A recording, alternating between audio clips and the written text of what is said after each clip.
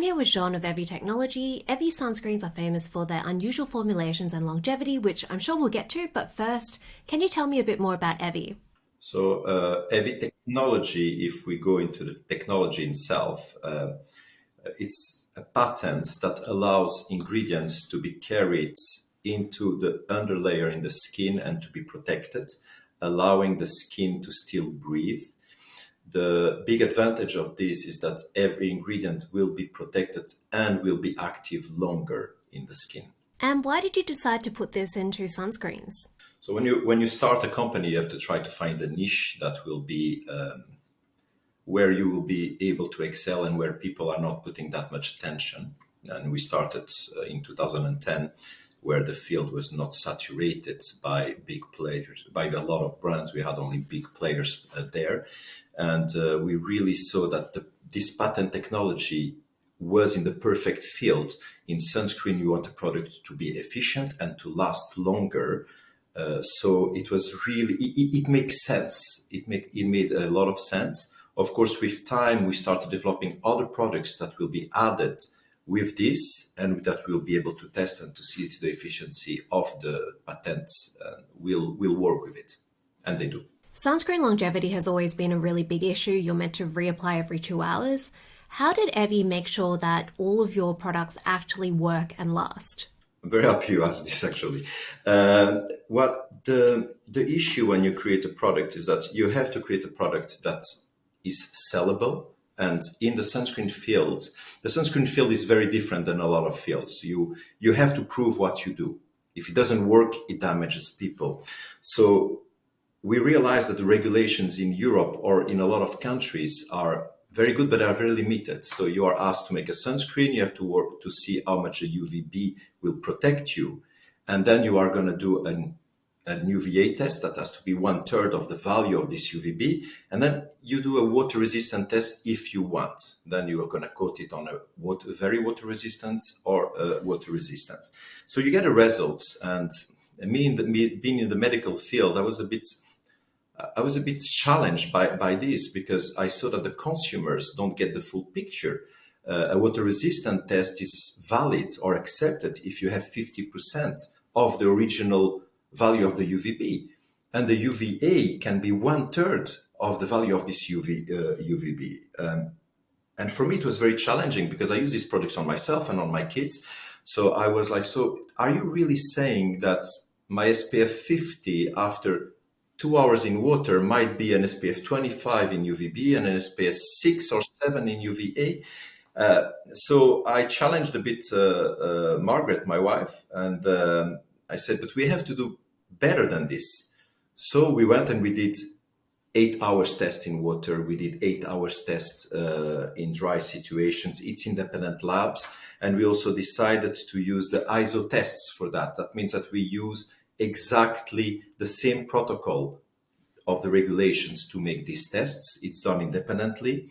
And we decided to be completely open and we exposed these tests, which was very innovative in the field. You might tell me, well, you do it because you have good results. Yes, we have excellent results, but we are not afraid of publishing a test that is not that good because we will do better on the next one. We will do a better formulation. So that's why we have that. It's very challenging when you do things because the tests are extremely expensive and you never know when you produce something, you never know how it will end. So when you produce a product, you start with an idea. When you have this idea, I want a sunscreen that feels good on my skin, that has this and that properties that I can announce to my clients. So the idea is genial. And then you test it for a few months back and forward with your lab. You get the test, you test it on your face. And then when you're happy, you finally go a stab test. Hopefully the stab test passes. If it doesn't, you have to reformulate again. Once you have done that and the stab test passes stability test, then you're going to send it to an external lab to test. And there again, you have no security of the outcome of this test.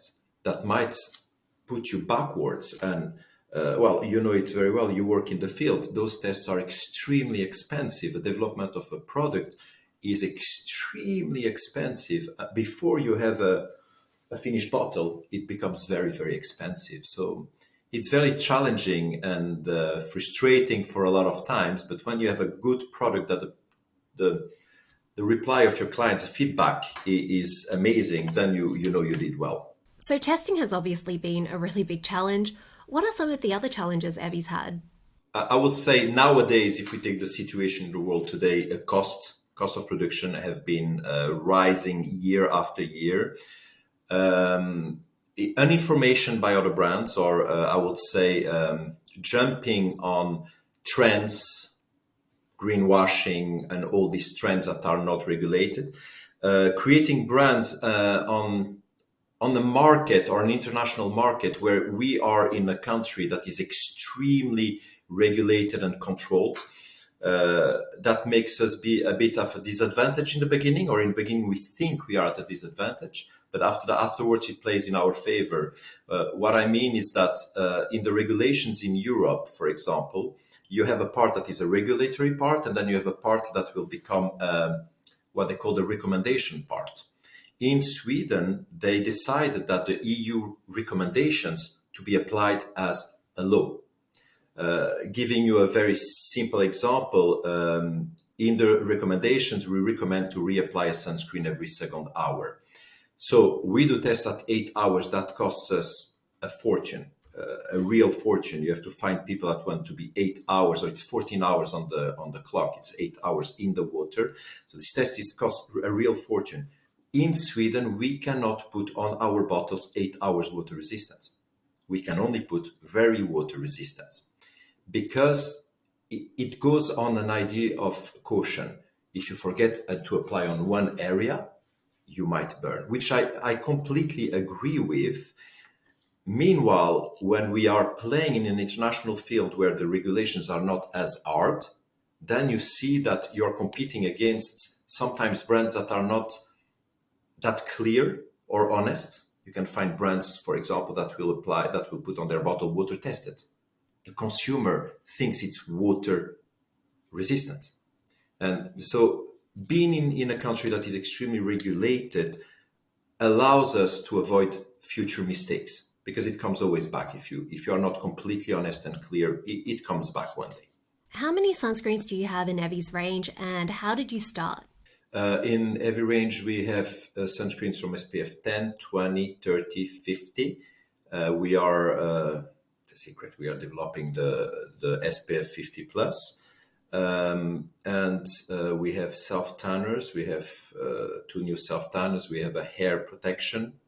And we have the Daily Repair. That is a product that has no sun filters at all. And we are developing more and more into the cosmetic field. We started with the trio, SPF 10, 20, and 30. Why? Because we needed to enter in some shops or pharmacies. You need to come with a range. If you come with only one product, they will not take it. So we started with these 3 products.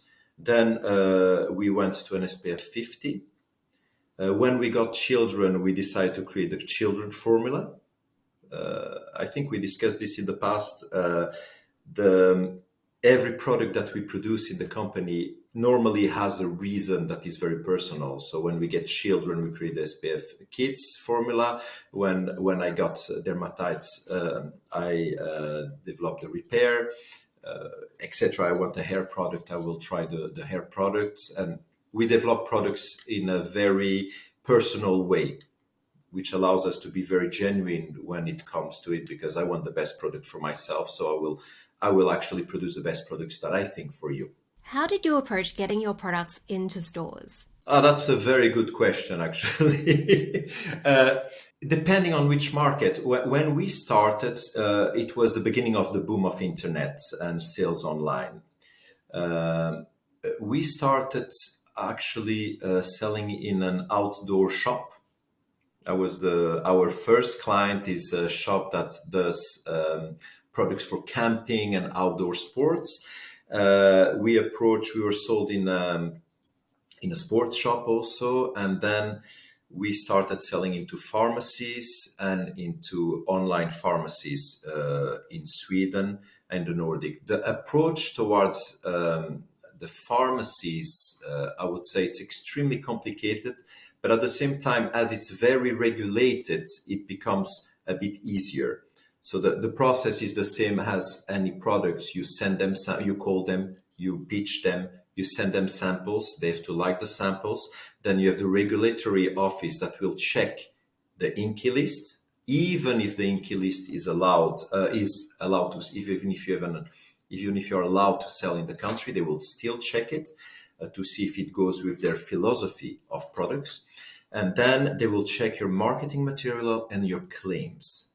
And that is extremely difficult because that integrates an idea of subjectivity.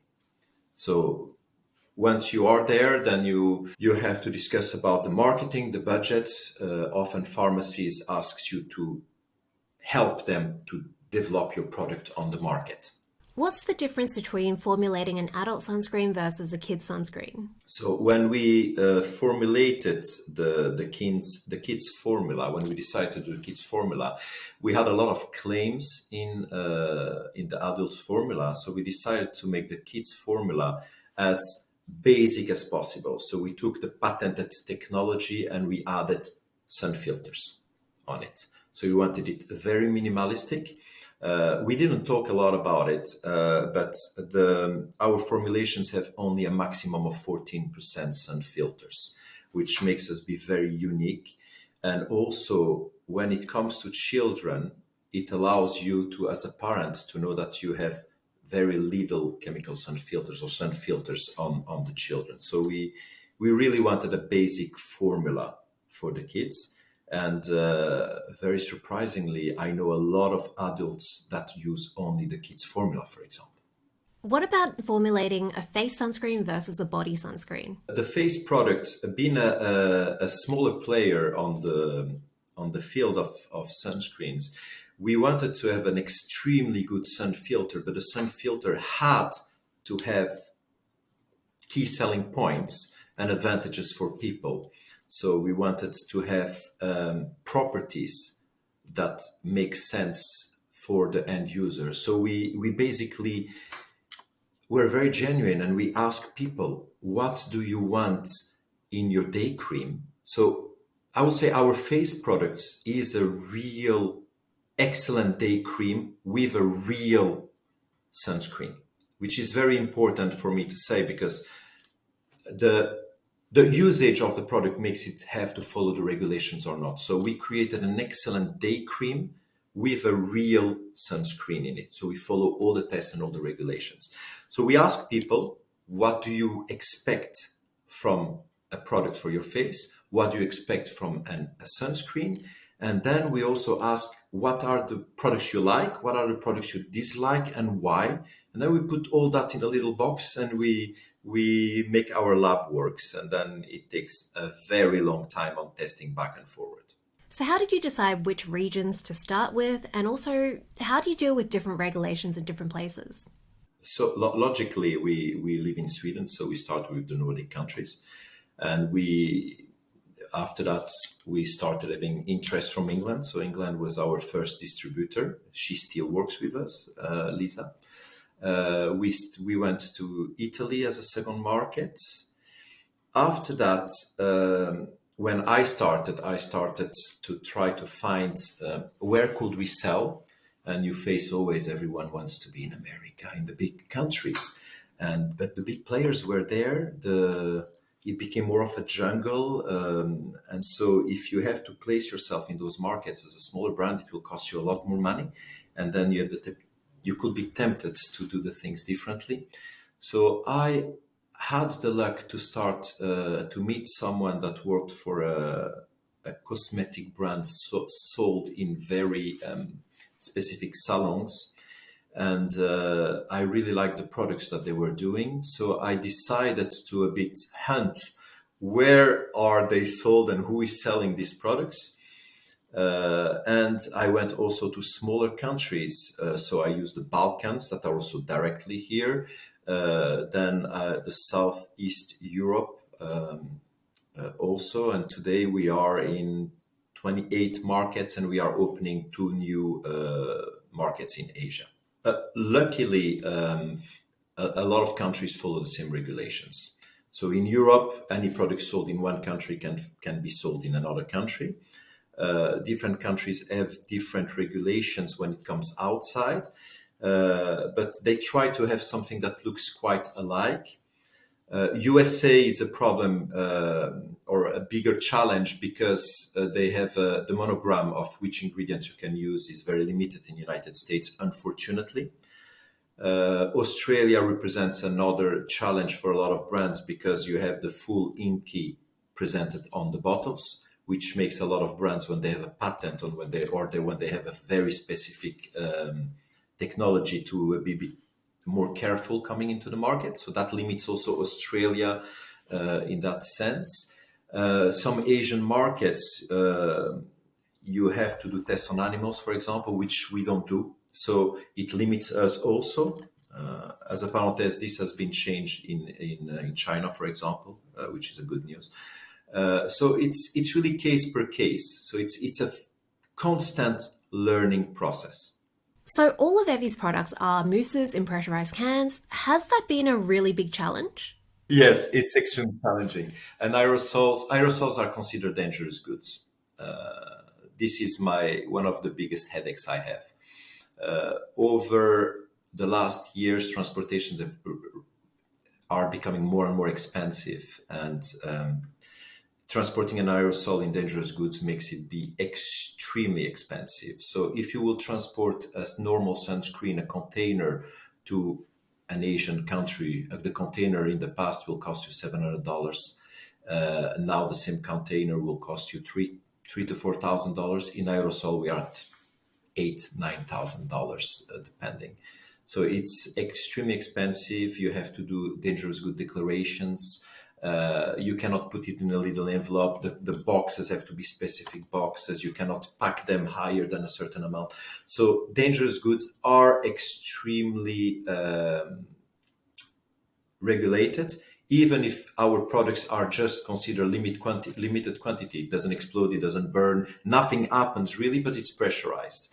So yes, it's a real challenge, but we also find that the aerosols have so much advantages towards a lot of other recipients. So we really want to keep it as such. An aerosol allows you to not have preservatives in your products.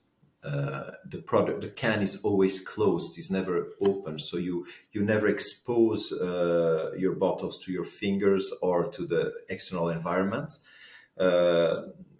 It's fresher. The product stays longer. The bottles in the past will last 5 years, but now due to regulations, again, we had to make each and every test for the products. What mistakes do you frequently see small sunscreen brands make? I would say that in general, I don't think mistakes are mistakes. I think it's a learning process for a lot of brands. Where we could assimilate them to a mistake will be to not be persistent and to not create from the beginning. When you start creating something, you have to create who you are, your core values, and how you're gonna present it. Once you have that, you have to stick to it and continue with it. If at any moment you're going to change your way of doing, you have to be clear on explaining why. I see a lot of brands when they start extremely well, and then they surf a bit on today we talk about this trend, so they are going to focus on that trend, and then they focus on another trend instead of focusing on the client and the end user of the product. We sell a product that you want and that you need. So it should stay like that. And replying to questions doesn't mean that you have to change completely the values of your company. That's basically it that I would say. If I would see a mistake done by someone, it's that not evaluating how hard it's going to be also. What do you think consumers really need to know about the sunscreen market? The sun care market is extremely regulated. I think that it's better for a consumer to inform themselves first, I would say, on the regulatory base, to really know when you take a bottle, to know this or that is what is regulated. That's what I need to know. The rest is the marketing. More importantly, it's often in sunscreen, it's how much you're going to use, not to focus on the little marketing point, my UVA, my PPD, my PA. All these tests are there, but they don't represent a full vision, a 365 degrees view of a product. So your sunscreen has to be evaluated how you feel using the right amount. What is the right amount? In smaller brands, also in bigger brands, you rarely see on the bottle how to apply it and how much to apply. They should also have this vision. But it's really be informed, listen to scientists more than influencers. We have big waves all around the world of people thinking they know. So we have people like you or like the regulatory offices that can help the clients having a clear answer on the products. What advice would you have for someone who's thinking of starting a sunscreen brand? Starting a sunscreen brand, or every brand, but sunscreen brand in general, is to be very nerdy about it. Don't think you know. Ask the questions to the right person. Be ready for frustrations. Have a lot of money. It will cost you a lot more than what you expect. And really, I think the be a nerd, know your material, know why you are doing this, is one of the most important things. And do you have any final take-homes? Cancer in general is still there and is killing a lot of people every year, and it's avoidable. I mean, a secondary, a provoked cancer. Sunscreen is not a trend, it's a necessity, and we should use it every day. That's mainly it. Use a product that you like, that feels comfortable with you. And if you have any question or any doubt, just ask the brand. The brand will reply to you, or at least I reply to every one of my clients. So, and there is no bad questions, only answers that are a bit more difficult to give. But really use sunscreen every day. Your kids should have a sunscreen when they go to school, when they go outside. Sunscreen's an everyday necessity.